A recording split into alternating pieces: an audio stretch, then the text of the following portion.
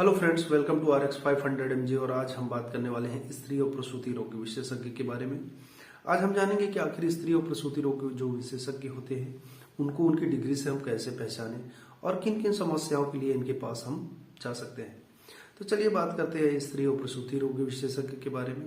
तो सबसे पहले हम जान लेते हैं कि स्त्री और प्रसूति रोग विशेषज्ञ जो होती है वो जो महिलाओं के जो प्रॉब्लम्स होती हैं उनके लिए की स्पेशलिस्ट डॉक्टर होते हैं, उनकी समस्याओं के निदान के लिए वो होती है। अब हम बात करते हैं कि आखिर उनकी डिग्री या उनके नाम या डिग्री को देखकर हम कैसे जाने कि ये स्त्री और प्रसूति रोग विशेषज्ञ है।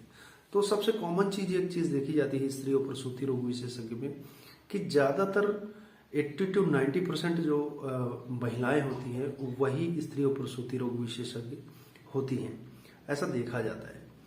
अब हम बात करें कि उनको डिग्रियों से कैसे पहचाने, उनकी जो नाम के बाद जो वो डिग्री लगाती है उससे कैसे पहचाने। कोई भी जो स्त्री प्रसूति रोग विशेषज्ञ होगा वो अपने नाम के बाद यानी पहले अपना नाम लिखेगा, उसके बाद नाम के लास्ट में होगा MBBS MS गायनेकोलॉजी या गायनेको सर्जन जो बोलते हैं, इस तरीके का लिखा होगा। दूसरा होता है MBBS, नाम के बाद MBBS MD इन गायनेकोलॉजी ऐसे करके लिखा होता है, तो वो भी स्त्री और प्रसूति रोग विशेषज्ञ होते हैं।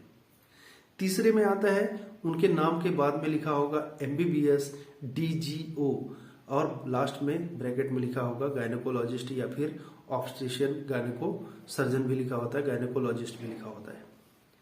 चौथे नंबर पे आता है MBBS DNB DGO, तो इनको भी गायनेकोलॉजिस्ट ही बोला जाता है, ये भी स्त्री और प्रसूति रोग विशेषज्ञ होते हैं। तो इस तरीके से ये 4 तरीके की डिग्रियां उनमें लिखी होती है।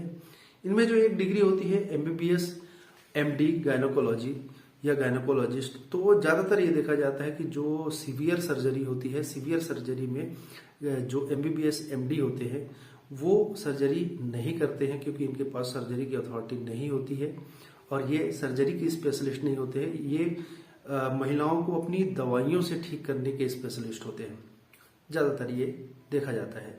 तो सर्जरी का इनके पास बहुत ज्यादा एक्सपीरियंस नहीं होता, जिनकी डिग्री में MBBS MD ब्रैकेट में गायनेकोलॉजी लिखा होता है। तो इस तरीके से आसानी से हम पहचान सकते हैं। अब हम बात करते हैं आखिर कौन कौन सी समस्याओं के लिए हम इनके पास जा सकते हैं।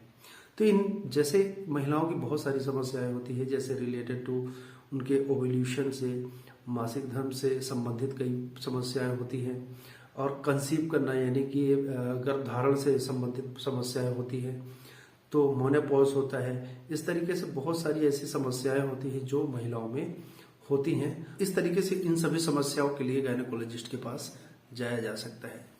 इस तरीके से अब डॉक्टर के अगली सीरीज में हम किसी नए स्पेशलिस्ट के बारे में बात करेंगे, और गायनेकोलॉजिस्ट या फिर स्त्री और प्रसूति रोग विशेषज्ञ से रिलेटेड अगर आपको कोई और जानकारी चाहिए तो आप मुझे मैसेज कर सकते हैं, कमेंट कर सकते हैं, मैं उसका जवाब देने की कोशिश करूंगा।